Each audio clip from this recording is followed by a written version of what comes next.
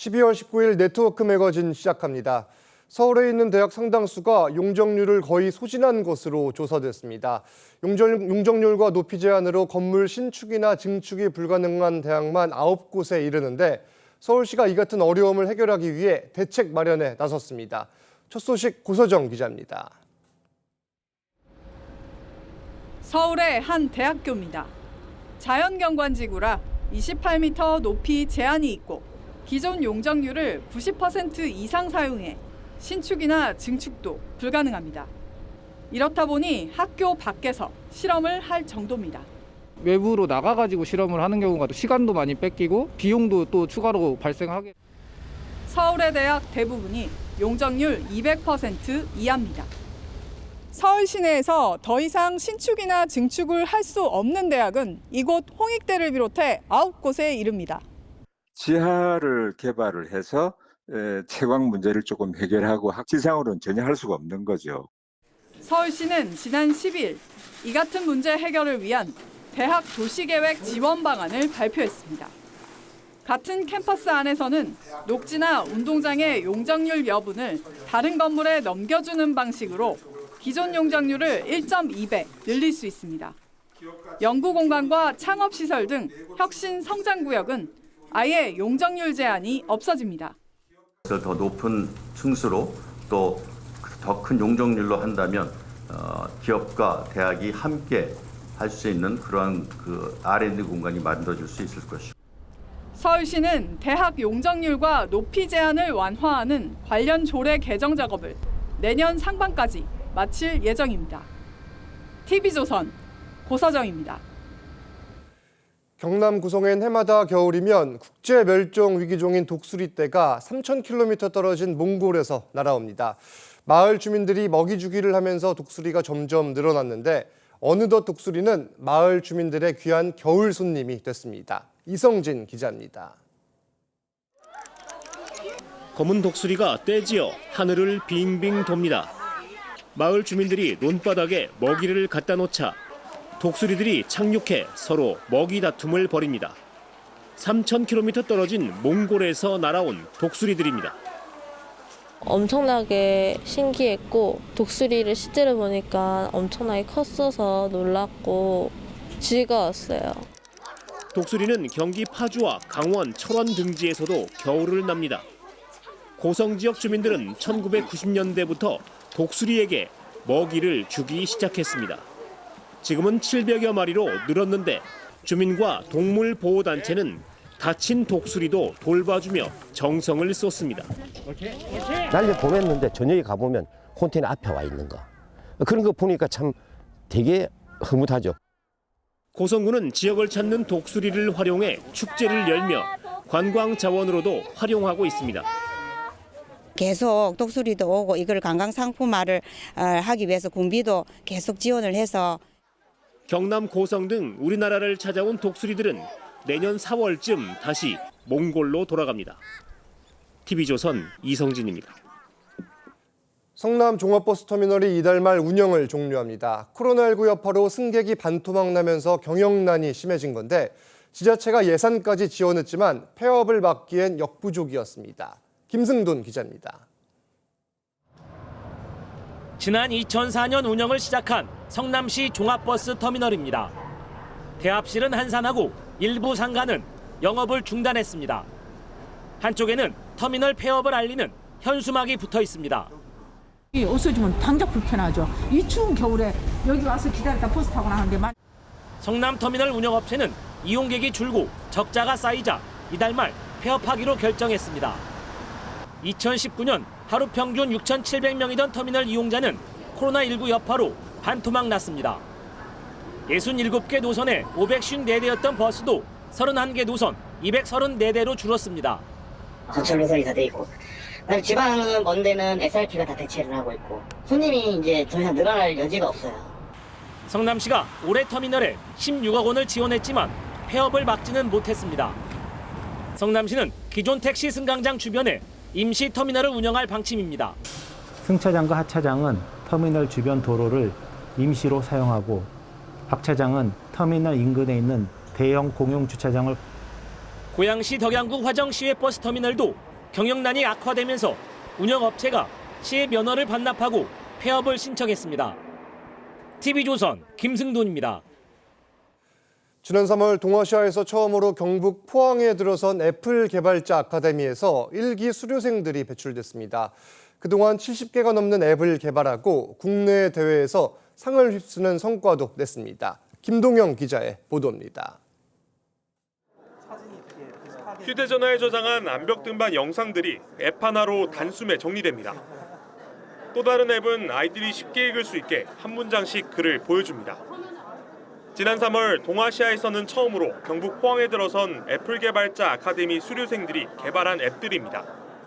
애플에서 배웠던 마케팅 기법이라든지 요소들을 조합해서 제 생각보다 훨씬 훌륭한 앱이 나온 것 같아서 애플 개발자 아카데미 1기 수강생은 190명으로 코딩부터 디자인, 마케팅까지 애플의 앱 개발 기술 전반을 배웠습니다.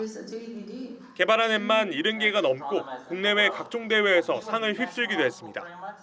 사용자를 생각하는 걸 가장 많이 배운 것 같아요. 사용자들이 이거를 사용할 때 과연 편하게 사용을 할까부터 시작을 하고 지난 12일에는 애플 최초의 제조업 연구개발 지원센터가 포항 공대에 들어섰습니다.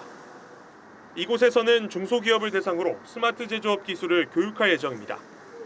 졸업생들이 나오고 또 중소기업 R&D 센터가 본격적으로 이제 가동이 되면은 지역의 혁신 역량이 굉장히 늘어날 것 같습니다. 경상북도와 포항시는 애플 개발자 아카데미와 연구개발센터를 지역의 미래 일자리 창출에 활용할 방침입니다. TV조선 김동영입니다. 대구시가 모든 산업단지에 친환경 에너지를 보급하기로 했습니다. 대구 시내 전체를 탄소 중립 도시로 만들어 2050년까지 탄소 배출 제로를 실현하기 위한 첫 걸음에 나선 겁니다. 이심철 기자입니다. 1970년대 우리나라의 수출을 이끌었던 대구 산업단지입니다. 섬유와 기계 금속 분야를 이끈 곳이지만 산업단지를 조성한 지 50년이 넘으면서 건물 대부분이 노후 현상을 겪고 있습니다. 대구시는 대기업과 손잡고 2025년까지 17개 산업단지에 3조 원을 투자해 태양광 발전 등 친환경 에너지를 공급할 방침입니다. 건물 옥상 및 유류부지를 활용하여 환경 파괴 없는 친환경 신재생 에너지 공급에 앞장설 수 있게 됨을 입주업체의 전기 자급률은 최대 30%까지 올라가고 경제 효과는 8,500억 원에 이를 전망입니다. 대구시에서 제안한 태양광 프로젝트 사업으로 탄소 중립 실현과 지역 경제 활성화에 큰 도움이 되리라 생각됩니다. 이 같은 탄소 중립 도시 계획은 대구 시내 전체로 확산됩니다. 대구시는 2030년까지 13조 원을 투입해 1,000만 그루 나무 심기와 빗물 등을 재활용한 중수도 시스템도 도입할 예정입니다. 미래 산업의 녹색 도시로 탈바꿈하게 될 것이고 탄소 중립 선도 도시로서 전국에서 가장 모범적인 대구시는 시민 참여를 확대해 2050년까지 탄소 배출량 제로를 달성할 계획입니다. TV조선 이심철입니다. 계속해서 네트워크 매거진 초대석 시간입니다. 내년 4월 전남 순천에선 순천만 국제 정원 박람회가 10년 만에 열립니다. 세계적인 습지로 알려진 순천만 에코벨트에서 열리는데 박건우 기자가 노관규 순천시장을 만나 행사 준비 상황을 들어봤습니다. 네, 시장님 만나서 반갑습니다. 네, 안녕하십니까. 내년 4월 2023 순천만 국제정원 박람회를 앞두고 어떤 계획을 갖고 있습니까? 우선은 미래 정원 모습도 되게 궁금하시잖아요. 이런 부분들도 미래는 정원이 어떻게 변해갈지도 우리가 새롭게 준비들을 하고 있고요. 그리고 사람들은 이제까지 정원에서 하루 종일 잔다는 걸 생각지를 못합니다. 우리가 이제 가든스테이라고 하는데요. 사실은 세계에서 처음 있는 일입니다. 이런 것들까지 굉장히 많은 것들을 준비를 하고 있습니다. 그리고 지금 세상은 건강을 생각하지 않고 사는 세상이 아니지 않습니까? 우리가 이제 우리나라에서는 처음으로 순천만까지 다 정원 박람회장으로 끌어당겨서 맨발로 걸을 수 있는 어신길을 남사로 습지에 4.5km 그리고 국가정원 내에 또 새롭게 만드는 동천과 여러 가지 이 저류지 내에 아주 누구나 와서 쉽게 걸을 수 있고 또 건강까지 챙겨갈 수 있는 그런 시설들도 같이 하고 있습니다. 한마디로 얘기하면 대한민국 도시가 웰니스 시대와 메타버스 시대에 어떻게 만들어져야 하는지 그것에 대한 새로운 이정표를 순천이 내년 국제정원박람회에서 보여줄 참입니다.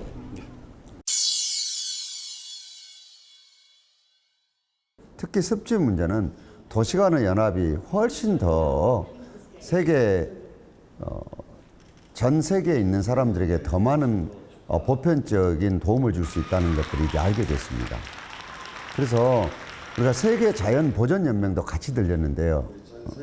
거기에서도 사무총장님께서 그런 말씀을 하십니다. 이제는 새롭게 습지를 비롯한 이 자연환경을 보존하는 도시들의 연합을 만들어서 서로 나누고 또 서로 연대할 수 있도록 그렇게 가겠다고 했었습니다.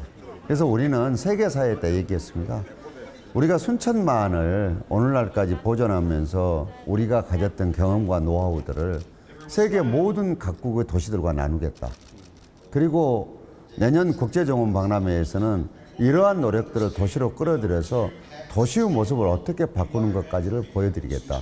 오실 수 있는 분들은 직접 오셔서 보시고 만일에 오실 수 없는 사람들을 위해서는 우리가 이런 것들을 영상 등등 여러 방법을 통해서 나누겠다. 이렇게 말씀을 드리고 왔습니다. 순천에서 부산까지는 복선을 해서 고속철입니다. 근데 순천에서 광주 송정까지는 단선, 철도 노선이 하나밖에 없는데 고속철입니다. 그것도 유일하게 순천시만 시내 중심부를 통과하는 일제시대 때 만들어진 철로를 이용한 고속철입니다. 그러면 이 문제를 어떻게 하라는 말입니까? 저는요, 지난 정부 때 결정된 일이지만 이건 말도 안 된 결정이라고 봅니다. 어느 한 도시를 희생해서 다른 도시가 좋아지는 정책은 펴서도 안 되는 일이지만 그렇게 해서는 철도를 넣는 의미도 없어지는 것입니다. 그래서 우리는 더 잘해달라는 게 아닙니다. 다른 도시들처럼 도시계획을 완전히 망쳐버리는 한 도시의 발전을 완전히 저해하는 도시 중심을 가로지르는 철도를 우회를 해서 도시계획도 하고 경전선을 고속철로 바꾸는 목적도 달성하게 계획을 변경하라는 것입니다.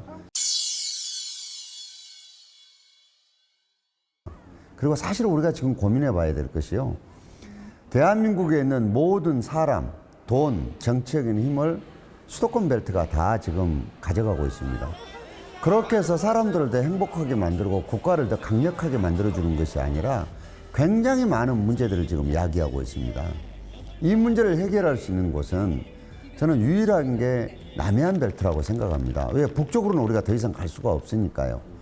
근데 이러한 것들을 목포에서 부산까지 일렬로 지금 나열되어 있는 게 남해안 벨트거든요. 여기 가운데 있는 게 딱 센터 중앙에 있는 게 순천이고 여수고 광양입니다. 저는 이 남해안 벨트의 허브 기능을 전남 동부 지역에 있는 대한민국 국토 중앙에 있는 순천을 비롯해서 여수, 광양 이 역할을 할 수 있다고 생각합니다. 제가 이번에 그 코페니를 가봤거든요, 덴마크에. 이제 쓰레기는 정말로 자원입니다. 이제는 여러 가지들을 할 수 있는 탄소의 문제라든가 도시 유전 문제라든가 지역 난방의 문제라든가 굉장히 여러 가지를 해결할 수 있는 어쩌면은 종합회사 같은 개념입니다. 그래서 이제 우리나라에도 이미 하남 같은 데는 그렇게 처리를 했지만 지하에 쓰레기의 소각시설을 넣고 지상에는 문화나 체육시설로 변환시켜서 이제 시민들의 공간으로 바꾸는 이렇게 풀지 않으면 어렵다고 생각합니다. 저는 이거를 지금 여러 가지로 우리도 현안 문제로 닥쳐내고 있기 때문에 시민들과 함께 이 문제를 풀어낼 생각입니다. 아마도 정원박람회로 전 세계 대한민국을 깜짝 놀라게 한 순천 시민들이 이 문제도 아마 훌륭하게 대응해 주실 것으로 생각하고 있습니다. 네, 시장님 오늘 말씀 감사합니다. 네, 감사합니다. 오늘 네트워크 매거진은 여기서 마칩니다. 저희는 다음 주 월요일에 다시 찾아뵙겠습니다. 감사합니다.